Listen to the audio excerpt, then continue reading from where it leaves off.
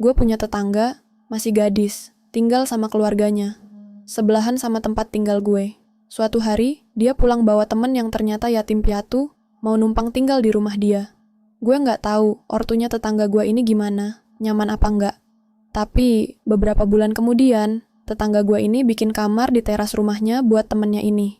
Gue ambil kesimpulan kalau keluarganya dia nggak masalahin temennya numpang tinggal. Mungkin karena udah yatim piatu juga, kasihan kan? Gue nggak tahu pekerjaan si temennya ini. Tapi yang gue lihat, setiap hari dia pergi. Kadang setelah tetangga gue berangkat kerja, kadang malah sebelum tetangga gue berangkat. Dia pun pulangnya nggak tentu. Kadang siang udah di rumah, tapi kadang sore bareng tetangga gue. Nggak jarang, gue lihat dia malam-malam pun baru pulang. Sebut aja namanya Apem. Kulitnya bersih, cantik, standar lah ya. Suatu hari, Apem ini gue lihat perutnya buncit. Padahal dia nggak gemuk, nggak kurus juga. Tapi lama-lama perutnya makin besar.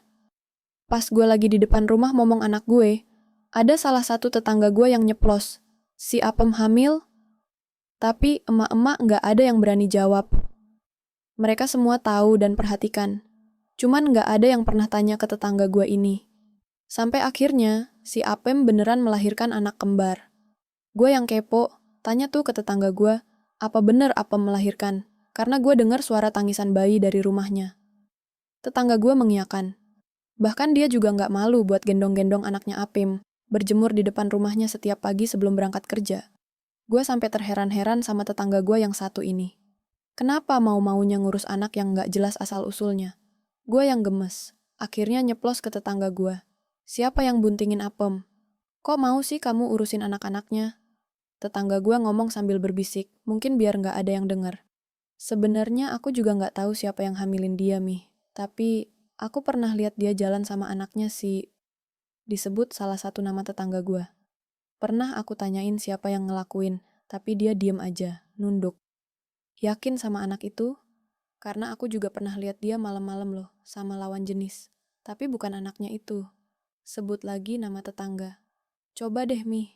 Mami lihat, mukanya mirip nggak sama anak tetangga kita? Gue perhatikan tuh muka anaknya. Nggak ada miripnya sih. Entah anak siapa, serem banget menurut gue. Apem yang hamil pun nggak tahu siapa yang menghamili dia. Beberapa bulan kemudian, gue lihat Apem udah mulai pergi lagi. Entah kemana. Beberapa kali, gue lihat dia jalan sama lawan jenisnya. Bahkan kadang duduk-duduk di taman depan, tanpa rasa malu. Padahal dia udah punya anak. Udah gitu, anaknya nggak jelas siapa bapaknya. Kok nggak mikir ya? Malah sekarang kencan lagi sama lawan jenis. Bener-bener betina liar sih. Herannya, tetangga gue ini nggak usir dia dari rumahnya. Tetap diam dan urusin anak-anaknya si Apem. Bahkan kalau tetangga gue kerja, yang urus anak-anaknya Apem tuh ibunya tetangga gue ini. Kemana Apem? Entahlah. Mungkin sibuk berkencan. Apem tuh kalau pulang mau ngomong anaknya, tanya gue ke tetangga gue. Mau Mi, kadang dia juga bawa makanan buat anaknya. Ya setidaknya masih ada naluri keibuannya, meskipun kita nggak pernah tahu apa yang dia pikirkan dan apa pekerjaannya. Apa dia benar cari nafkah halal atau sebaliknya. Suatu hari, saat itu anak gue baru 2. Anak kedua gue masih bayi. Anak sulung gue keluar rumah, main. Dia lupa tutup pintu rumah, jadi kebuka sedikit gitu. Gue denger ada yang masuk rumah. Posisi gue tiduran ngelonin si bayi di kamar, ngebelakangin pintu kamar. Kok gue ngerasa kayak ada yang lewat. Gue mikir anak gue masuk, karena dia ini sering mondar-mandir, kadang ambil taruh mainan, kadang minum, ambil cemilan, kadang juga buang air kecil. Abang, tutup pintu. Cuci kaki tangan terus tidur, teriak gue. Tapi nggak ada sahutan dari anak gue. Justru gue lihat bayangan merangkak ke arah luar. Gue buru-buru bangun dan lari keluar, memastikan kalau itu siapa yang keluar. Tapi gue nggak lihat ada siapa-siapa. Di lain waktu, kejadian serupa terjadi lagi.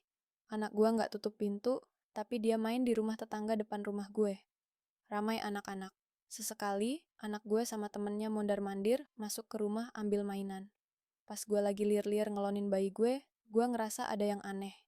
Gue dengar suara tapi di kamar belakang. Sementara dari tadi, anak gue itu mondar-mandir ambil mainan di ruang TV. Siapa yang di kamar belakang, pikir gue. Gue langsung buru-buru bangun dan ke kamar belakang.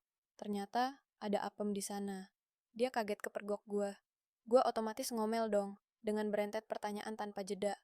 Gue juga nemuin bukti sesuatu yang dia ambil dari lemari. Gue nyoba tarik napas setelah capek ngomel, karena kayak sia-sia ngomel. Apem tetap diam tanpa berucap sepatah kata pun. Yang dia ambil pun di mata gue nggak terlalu berharga. Tapi gue nggak tahu, mungkin itu berharga buat Apem. Muka dia tuh memelas ke arah gue. Gue langsung ambil kerudung, ikutin dia jalan pulang ke rumah sebelah. Gue lihat dia nyamperin dua anaknya yang lagi duduk-duduk manis di ruangan. Terus dia kasih itu barang curiannya ke anak-anaknya. Anaknya makan dengan lahap ikan yang dicuri Apem dari lemari makan gue. Dasar betina liar. Sekian ya, kisah hari ini.